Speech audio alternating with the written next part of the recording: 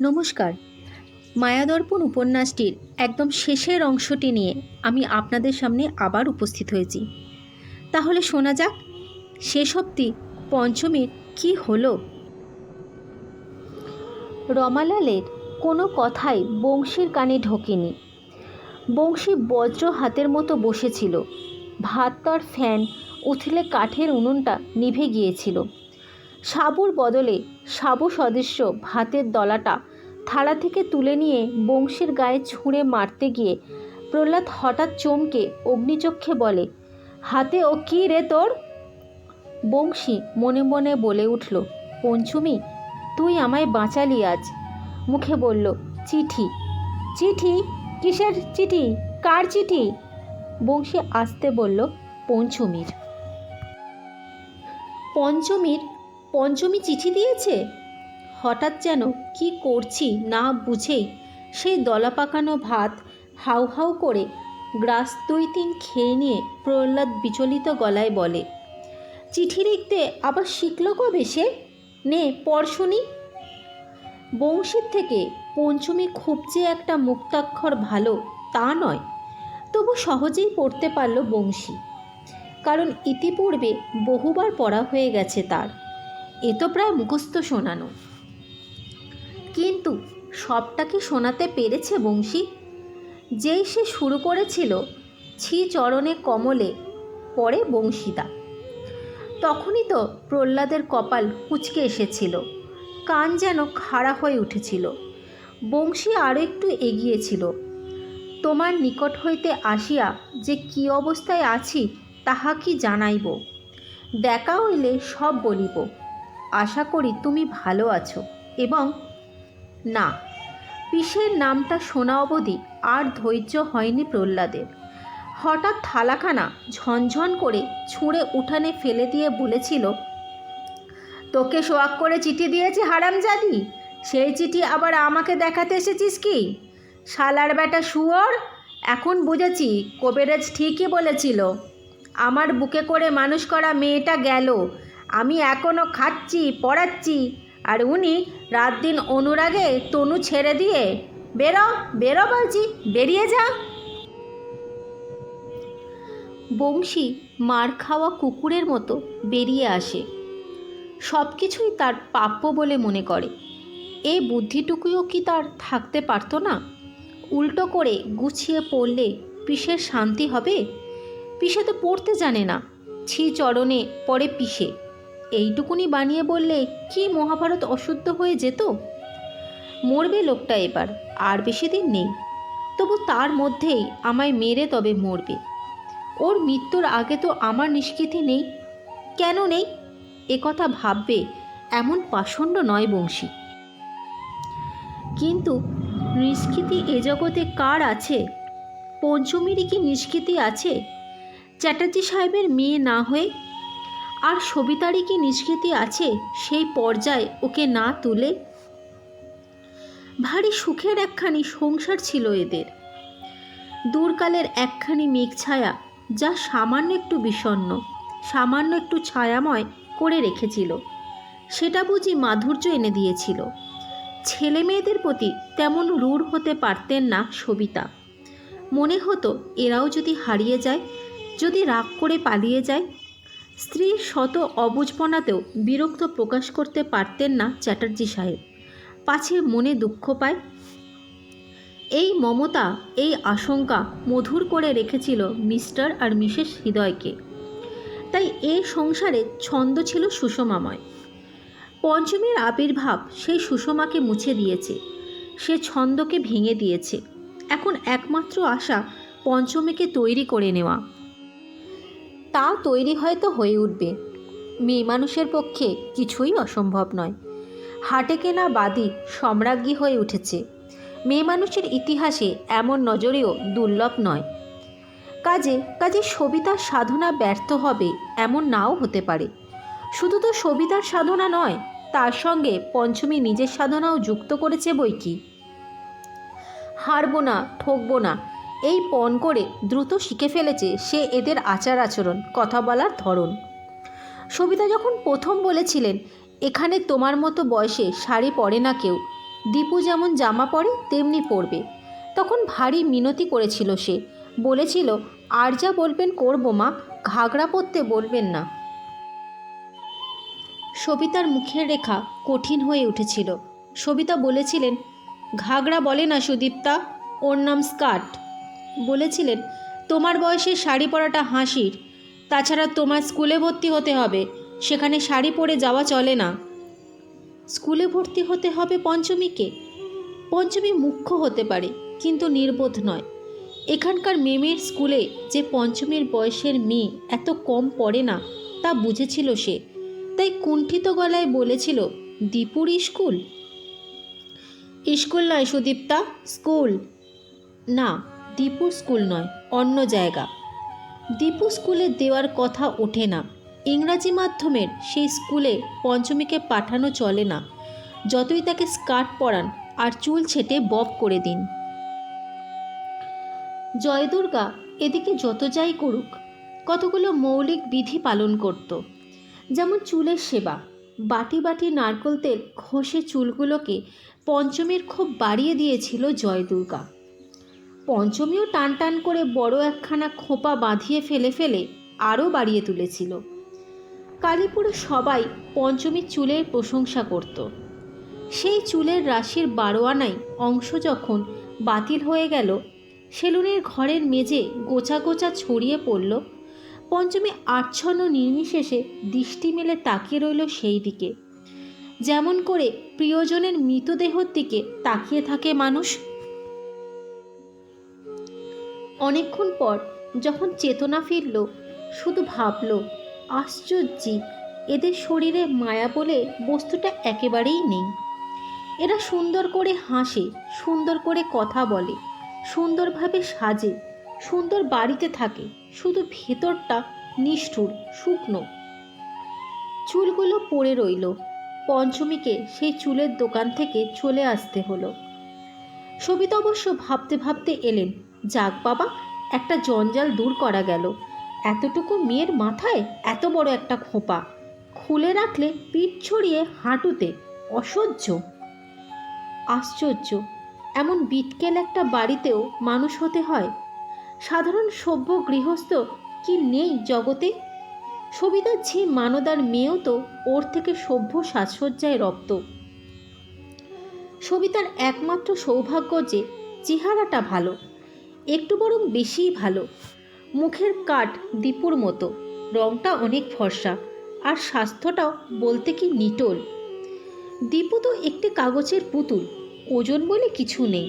এত যত্ন করেন, ডাক্তারের নির্দেশে অনুযায়ী মেপে মেপে ফল, দুধ, ডিম, মাংস, সবজি খাওয়ান, তবু ফু দিলে উড়ে যায়। অথচ এই দেখো পান্তা ভাত খাওয়া স্বাস্থ্য।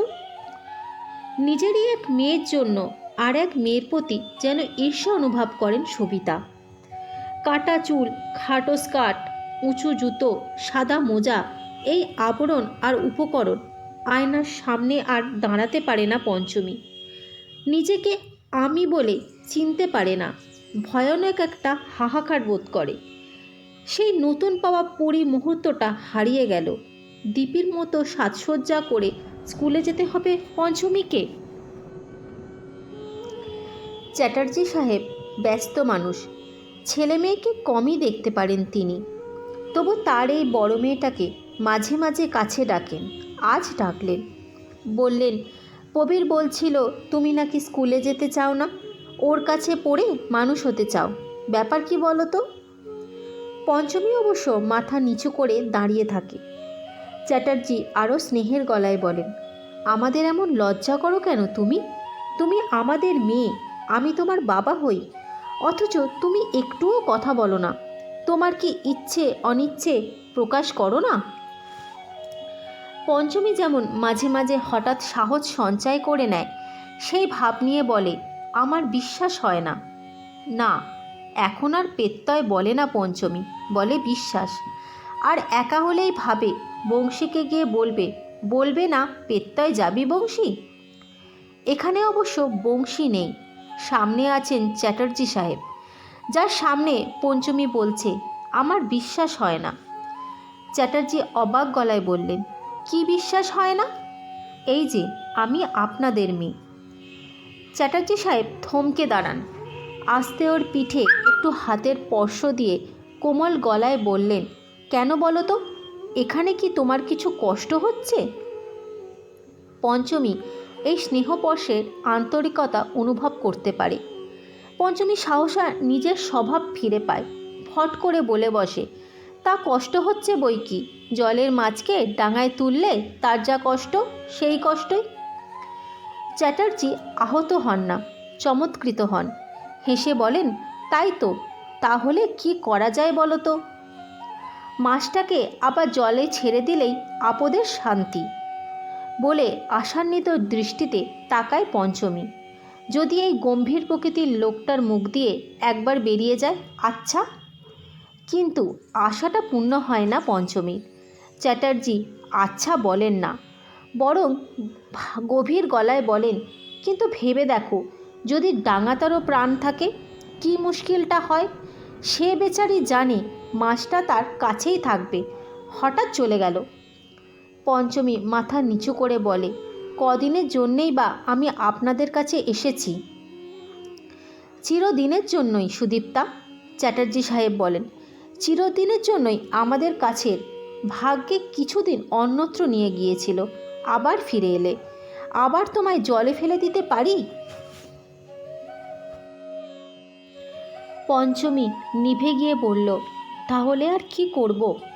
চ্যাটার্জি সাহেব বললেন, স্কুলে গেলে লেখাপড়া করলে সবই আবার ভালো লাগবে। এই সময় আবার পঞ্চমীর সাহস বাড়ে। পঞ্চমী বলে ওঠে, স্কুলে যাওয়া তো আরেক শাস্তি। এই এত বড় হলাম, এখন পড়তে হলে ওইটুকু মেয়েদের সঙ্গে পড়তে হবে। চ্যাটার্জি একটুক্ষণ কি ভাবতে থাকেন, তারপর আস্তে বলেন, ঠিক বলেছ সুদীপ্তা, আমিও তাই ভাবছি। তোমায় এখন স্কুলে দেবার দরকার নেই, আগে বাড়িতে পড়ে নাও কিছুদিন। মঞ্জুর হয়ে যায় চ্যাটার্জি সাহেবের আবেদন। সহজেই যায়, শুধু হয়তো এই জন্যই দীপুর ঝঙ্কার তাকে ভাবিয়েছে। দীপু ঝঙ্কার দিয়ে বলে গেছে, আজে বাজে কোনো বাংলা স্কুলে দাও গে মা, আমার সঙ্গে যাদের চেনা জানা নেই, যেখানে লোকে বলতে পারবে না ওই যে মস্ত বড় মেয়েটা ক্লাস 2তে পড়ে, ও প্রদীপ্তার দিদি। সবিতা একটু কঠিনভাবে বলেন, ওর জীবনটা যে অন্যরকম সে তো সবাই জানে দীপু। সবাই না জানতেও পারে, সবাইকে বলে বলে বেড়াতে হবে তাহলে? এই তো সেদিন আমাদের রত্নাদি বললেন, এতদিন পর সেই 1 বছরের মেয়েকে চিনতে পারলেন তোমার মা বাবা? জাল প্রতাপচাঁদের মতো কিছু নয় তো? সবিতা তার ছোট মেয়ের বিরক্তি আর ঈর্ষায় বিকৃত মুখটা দেখে অবাক হন। এতটুকুনি মেয়ে এমন হয়ে যাচ্ছে কেন? তারপর বিচার করেন যুক্তি দিয়ে, হওয়াই স্বাভাবিক, ও একা সর্বেশ্বরী ছিল, তবু এর থেকে উদার হওয়া বঞ্চনীয় ছিল বই কি। হয়নি, স্কুলটা ভালো নয়, ভাবলেন সবিতা। আধুনিক কায়দাকানুন দিয়ে গড়া হলেই যে ভালো হবে তা নাও হতে পারে, নিশ্চয়ই পরিবেশটাও ভালো নয়। ভাবলেন, ঠিক আছে, সুদীপ্তকে আমি কিছুদিন বাড়িতে পড়িয়ে ঠিক করে নিই। তারপর ডাক পড়ল ভবেশের। শিক্ষক সংগ্রহ করে আনবে কে ভবেশ ছাড়া? ভবেশ এলো হই হই করতে করতে। ভবেশ এদের থেকে আলাদা, এরা কোনো কিছুতেই হইচই করে না, ভবেশ সব কিছুতেই করে। ভবেশ চেঁচায় বেশি, কথা কয় বেশি, হাসে বেশি, খায় বেশি, আর বড়দের তুমি এবং ছোটদের তুই বলে, আর ধুতি পাঞ্জাবি পরে। তবু যে সবিতা তার এই অভাব্য ভাগ্নিটিকে সহ্য করেন কি করে, এই এক রহস্য। হয়তো কাজ পড়লে ডাক পাড়া যায় বলে এই অসমকে সহ্য করে নিয়েছেন সবিতা। ডাক পড়া মাত্রই ভবেশ এলো এবং নিজস্ব ভঙ্গিতে বলে উঠল, মাস্টার কত চাও? MA PhD গোটা 5-7 হাতের আছে আমার। সবিতা মৃদু হেসে বলেন, আপাতত ওরা সব তোমার হাতেই থাকুক, আমার একটি সাধারণ গ্র্যাজুয়েট গোছের হলেই চলবে, যে সব কিছুতেই কোচ দিয়ে ওকে খানিকটা এগিয়ে দিতে পারবে। সব কিছুতে? ভবেশ বলে ওঠে, মানে বাংলা, ইংরেজি, অঙ্ক, ইতিহাস, ভূগোল, স্বাস্থ্যবিজ্ঞান, সাধারণ জ্ঞান। সবিতা হেসে ফেলে বলেন, তোমার তো খুব মুখস্থ থাকে ভবেশ। বাহ, তুমি তো তবু সব লিস্টটা বলতেই দিলে না। এ সবই দরকার তো। তবে একজন মাস্টার? তোমার প্রপিতামহের সেই আমলটা ভুলে যাও মামি। এ যুগে একটা মাস্টার এসে বাড়ির 1 ডজন ছেলেমেয়েকে সর্ববিদ্যায় পারদর্শী করে দিয়ে যেত। এ তোমার প্রত্যেকটি সাবজেক্টে একজন চাই, সর্বসাকুল্যে অন্তত গোটা আজটেক। বলো তো জোগাড় করে আনি। সবিতা নীরস গলায় বলেন, 8 জন টিচার রাখা যে খুব একটা অসম্ভব ছিল ভবেশ তা নয়। তবে দেখছো মেয়েটি কীরকম সাই। এতজনকে মেনে নিয়ে সঠিকভাবে নিজেকে তাদের সামনে। ভবেশ হো হো করে হেসে উঠে ডাকে, সুদীপ্তা, সুদীপ্তা, ওহে মামির বড় মেয়ে, শোনো। সুদীপ্তা এসে দাঁড়ায়। সেই তার নতুন সাজে সমস্ত কুণ্ঠাকে সবলে ত্যাগ করে। উপায় কি? ভবেশ বার্তুতিন ওর আপাদমস্তক চোখ বুলিয়ে নিয়ে বলে, আরে এ কি দেখি দৃশ্য, অলৌকিক। তা এর শিক্ষা দীক্ষা তো প্রায় সমাপ্ত হয়ে গেছে, আর শিক্ষককে দরকার কি? না মামি, বাস্তবিক তুমি অসাধ্য সাধন পটসীময়ী মহিষী মহিলা। এ যে শুঁয়োপোকাকে সে প্রজাপতি বানিয়ে ছেড়েছ। সবিতা তীক্ষ্ণ কণ্ঠে বলে, যাত্রা তো শুঁয়োপোকা নয়। আহা, তবু পরিবেশের কোটিংটা তো সোজা মোটা ছিল না। দেখে এসেছি তো নিজের চোখে। থাক ভবেশ, সবিতা আস্তে উচ্চারণ করেন। ভবেশ বুঝে নিয়ে অন্য প্রসঙ্গে আসে। তা মামি, তোমার বড় মেয়ের শিক্ষার খাতে তো বেশ ভালোই ব্যয় করবে মনে হচ্ছে। ও টাকাটা বরং আমাকেই দিয়ে ফেলো, আমিই লেগে যাই শ্রীমতী সুদীপ্তার শিক্ষার ব্যাপারে। এমন অলরাউন্ডার মাস্টার তুমি আর 2টি পাবে না। সবিতা হেসে বললেন, তুমি নিতে রাজি হলে তো বেঁচে যাই। আশ্চর্য, ভবেশের সঙ্গে সবিতা যেন অনেক সহজভাবে কথা বলেন। হয়তো এমনিই হয়। যে সবলে নিজেকে প্রবেশ করাতে পারে, প্রতিষ্ঠিত করাতে পারে, তাকে সবাই মেনে নেয়, বলে কি করা যাবে, ও ওই রকমই। কিন্তু সেই সবলতা কজনের থাকে? অভিমানীদের তো নয়ই। অভিমানীরা চিরদিন পিছনের সারিতে। ভবেশের অভিমানের বালাই নেই। সবিতা আগে আগে দেখেছেন, ভবেশকে কঠিন কথা বললে বলে মামি আজ খেপেছে, তীক্ষ্ণ কথা বললে বলে মামির কথাগুলো তো খুব শৌখিন, আর অবজ্ঞা ঔদাসীন দেখালে বলে না, এ বাড়িতে আর খাওয়া দাওয়া চলবে না। কথায় বলে মামার ভাত মামির হাত, মামির মনোভাব সুবিধের দেখছি না। অতএব পেরে ওঠা শক্ত। তাছাড়া ওর কর্মক্ষমতাটা ক্রমশ আকৃষ্ট করেছে। সর্বদা ব্যস্ত স্বামীকে তো সংসারের কোনো কাজেই পাওয়া যায় না। নইলে মেয়ের মাস্টারের কথা ভবেশকে বলার কী দরকার ছিল সবিতার? শেষ পর্যন্ত সত্যিই ভবেশ যদি পড়ায় লজ্জাটাও বাঁচে। বাইরের মাস্টার আনা মানেই তো অতীত ইতিহাস প্রকাশ করতে বসা। নইলে চ্যাটার্জি সাহেবের 13-14 বছরের মেয়ে 2য় ভাগ পড়বে কেন? ABCD ধরে কেন? শুঁয়োপোকার রূপান্তর ঘটেছে দিনে দিনে। প্রজাপতির বিচিত্র বর্ণ দেখা যায় তার ডানায়, আর সেটা বড় বেশি দ্রুতই হতে থাকে। কালীপুরে সেই তেল জবজবে চুলে উঁচু খোপা বাঁধা তামাটে ফর্সা স্বাস্থ্যবতী মেয়েটা রূপে লাবণ্যে আর ভঙ্গিমায় চ্যাটার্জি সাহেবের বড় মেয়ের আসনটা যেন সগৌরবেই দখল করেছে।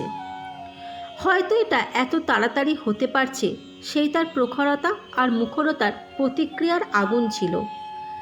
কাঁচের আধারে আশ্রয় পেয়ে আলো হয়ে ফুটেছে। মুখরতা ছিল বলেই প্রতি মুহূর্তে প্রশ্নের মুখর হতে পারছে।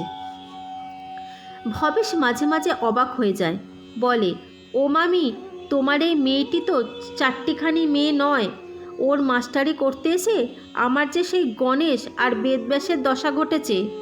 ওকে তুমি আরও 2 বছরের মধ্যেই ক্লাস 10এও দিতে পারবে, বয়সে প্রায় মেরেই আনবে। অতটা বিশ্বাস না করলেও খুশি হয়ে উঠতেন সবিতা। তাকিয়ে দেখতেন তার বড় মেয়ের দিকে স্নেহের চোখে। স্নেহে কোমল হচ্ছেন সবিতা ক্রমশ। কালীপুরের কোটিংটা এত তাড়াতাড়ি মুছে ফেলতে পারবে আশা করেননি তিনি, তাই কৃতজ্ঞ হচ্ছেন মেয়েটার কাছে। স্বামীর কাছে এসে বলেন, দেখছো কীরকম দ্রুত উন্নতি করছে। চ্যাটার্জি সাহেব মৃদু হেসে বলেন, হাতের গুণ। সবটা অবশ্য তা নয়। সবিতাও হাসেন। মেটেরিয়ালটা দেখতে হবে। মানদার মেয়েকে নিয়ে পরীক্ষা শুরু করলে এ সাফল্য আসত না নিশ্চয়ই। প্রবীর এসে উচ্ছ্বাসিত হয়, বাবা বাবা, আগে আমি দিদিকে পড়াতাম, এখন দিদি আমায় পড়ায়। বাবা ছেলের পিঠ ঠুকে দিয়ে আদর করেন, দেখছো তো কেমন একখানি দিদি দিয়েছি তোমাদের। সুদীপ্তাকে আগে লোকের সামনে বার করতে লজ্জা করত, এখন সুদীপ্তকে দেখিয়ে বেড়াতে ইচ্ছে করে। রূপ বড় মূল্যবান জিনিস। সুদীপ্তার জন্য অনবরতই আসে উপকরণ। বস্তু ভার দিয়েই তো ভালোবাসার প্রকাশ, কৃতজ্ঞতার প্রকাশ, আনন্দের প্রকাশ। তাই তার ঘর সাজতে থাকে নতুন সেলফ, নতুন আলমারি, রঙিন বেড কভার, সুন্দর টেবিল ক্লথ, বাহারি পর্দা। আসে ভারে ভারে জামা, জুতো, ফিতে, মালা, শিশি, কৌটো। এটা যেন সবিতার অনেকটা নেশার মতো হয়ে উঠেছে, যেন এতদিন সমস্ত ত্রুটি পূরণ করতে উঠে পড়ে লেগেছেন। তাছাড়া সদ্য তরুণী হয়ে ওঠা মেয়ের লাবণ্যময় নতুন সৌন্দর্য কোন মাকে না বিমুগ্ধ করে, কোন মায়ের না সাজ্জায় তাকে ভরে দিই স্নেহে, আদরে, উপহারে। প্রকৃতি যখন সৌন্দর্যের ডালি হাতে এনে সাজায়, মনে হয় তবে আমিও সাজাই, আরও সাজাই। সাধ্য যাদের নেই তারা নিঃশ্বাস ফেলে, সাধ্য যাদের আছে তারা বাড়ি বোঝাই করে। এত কি হবে মা? পঞ্চমী বলে, এত জামা পরতে পরতে তো আমি তোমার মতো বড় হয়ে যাব। হ্যাঁ, আজকাল মা বলে পঞ্চমী সবিতাকে, বলে তুমি, বাবাও বলে বাবাকে। তার মুখের সেই বাবা শব্দটা এখন আর মানদার মতো লাগে না। আস্তে আস্তে ও যেন অধিকারবোধের মাটিতে শিকড় নামাচ্ছে, যেমন নাবায় গরিব ঘরের থেকে আসা বড়লোকের বউরা। প্রথম দিকে তাদের পদাপাত থাকে কুণ্ঠিত, তারপর সহজ হয়ে যায়, স্বাভাবিক হয়ে যায়। বাড়ির যে চাকর বাকরদের সামান্য একটু ফরমাস করতে দ্বিধা করত, স্বচ্ছন্দে তাদের ধমক দেয়। পঞ্চমীও ক্রমশ সহজ হচ্ছে, সাহসী হচ্ছে। পঞ্চমী এখন বলতে পারে, ও মা, আর চাপিও না আমার ডিশে, হার নিতে মেয়েটাকে কি আবার হারাতে চাও? চ্যাটার্জি সাহেবকে সহজেই বলতে পারে, বাবা, গাড়িটাকে কি বিকালের দিকে পাওয়া যাবে? একবার ভবেশদার সঙ্গে কিছু বই কিনতে বেরোতাম। কিন্তু এ তো বাইরের রূপ পঞ্চমীর। ও যে হারবো না, ঠকবো না, এই প্রতিজ্ঞা করে ক্ষেত্রে নেমেছিল। এ তো তার প্রতিক্রিয়া। ভিতরেও কি এমন পরিবর্তন ঘটেছে পঞ্চমীর? কালীপুর গ্রামে সেই উঁচু খোপা বাঁধা মেয়েটাকে কি একেবারে ভুলে গেছে সে? ভুলে গেছে বংশী নামের একটা অবোধ ভালোবাসাকে?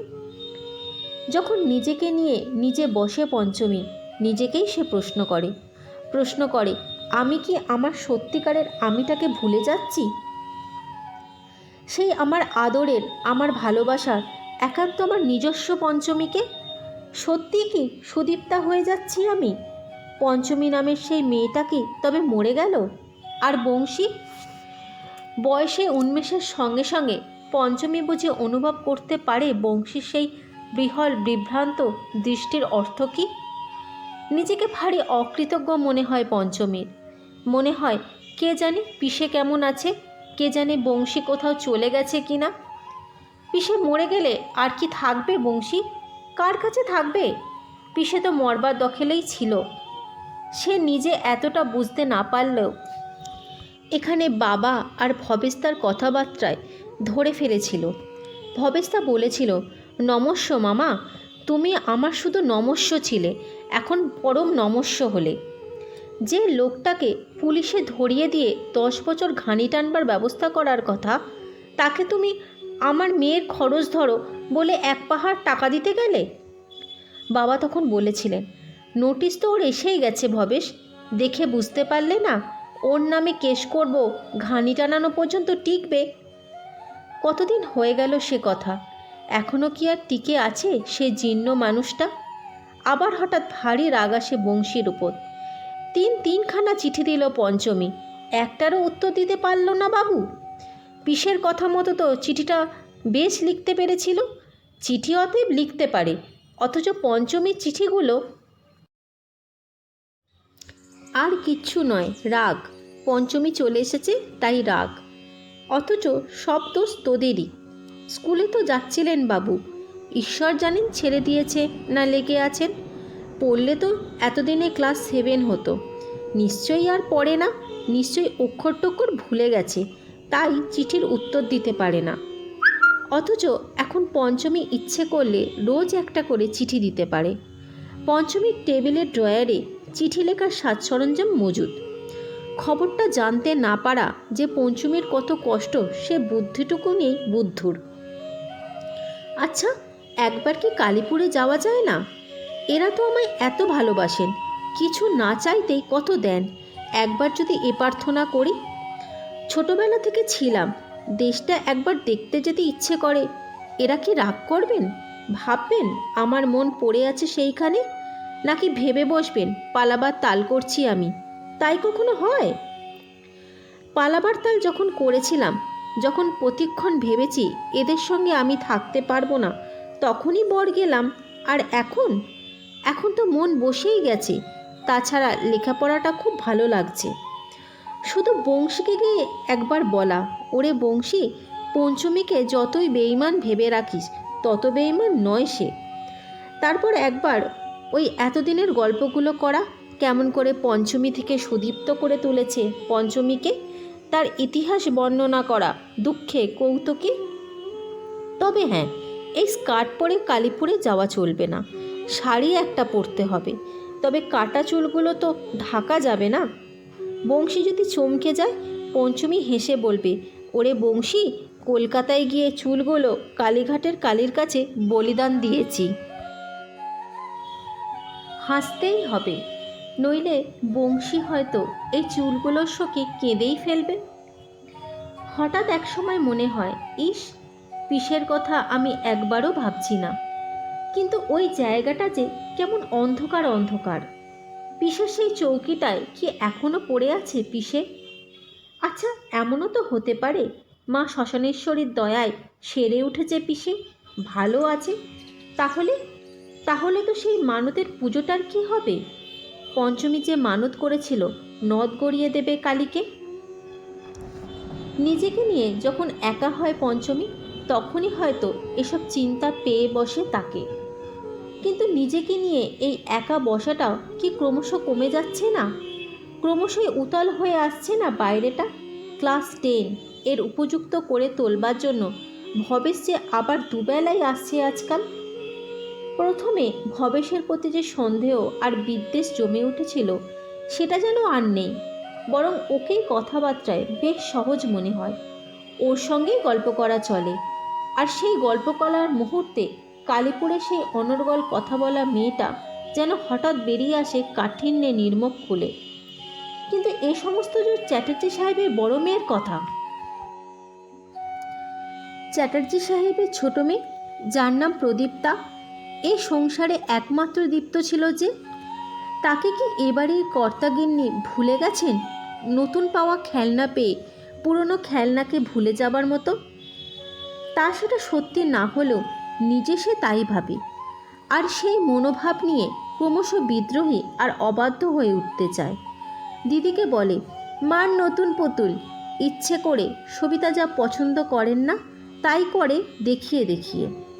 যেমন খেতে বসে চেয়ারটা পিঠ ঠেকিয়ে হেলানো, আর পায়াগুলো ঠুকে ঠুকে বসিয়ে শব্দ করা, এই বদ অভ্যেসটা ছিল দীপুর। আর সবিতার এটাই দুচক্ষের বিষ। আগে সবিতা শুধু একটু শান্তভাবে তাকালে সামলে নিত, এখন বকলেও থামে না। বেপরোয়া ভঙ্গিতে বলে, তোমাদের সভ্য মেয়েটি তো বসে আছে দিব্যি মোমের পুতুলের মতো, বুনো মেয়েটা যা খুশি করুক না। যা খুশি করবার ইচ্ছেটা তোমার একটু বেড়ে যাচ্ছে না দীপা? সবিতা লাল লাল মুখে বলেন। এই পর্বটি আজ আমি এখানেই শেষ করলাম। এরপর আপনাদের সঙ্গে আমার আবার দেখা হবে মায়াদর্পণ উপন্যাসটির একদম শেষের অংশটি নিয়ে। ধন্যবাদ।